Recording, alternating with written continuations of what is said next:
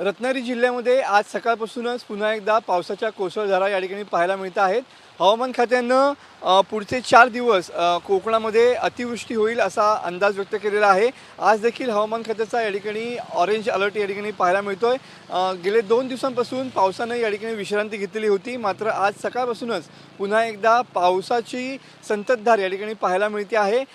कोकण किनारपट्टीवरचे म्हणजे किनारपट्टीवरती 12 जुलै ते 15 जुलैपर्यंत या ठिकाणी कोसळधारा पावसाच्या या ठिकाणी पाहायला मिळतील असा अंदाज हवामान खात्याने व्यक्त केलेला आहे। आणि त्याच अनुषंगानं सकाळपासूनच पावसाची धुवाधार बॅटिंग या ठिकाणी पाहायला मिळते आहे।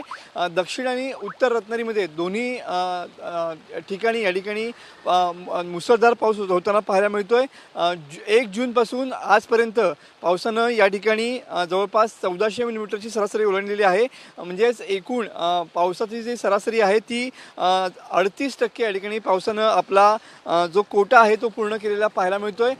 पुढचे 4 दिवस कोकण किनारपट्टीवरती अशाच पावसाच्या कोसळधारा असणार आहेत आणि त्यामुळं प्रशासनानं या ठिकाणी नागरिकांना सतर्कतेचे आदेश दिलेले पाहायला मिळत आहेत। कॅमेरामन समित गजनेसह मी मनोज लेले, TV9 मराठी, रत्नागिरी।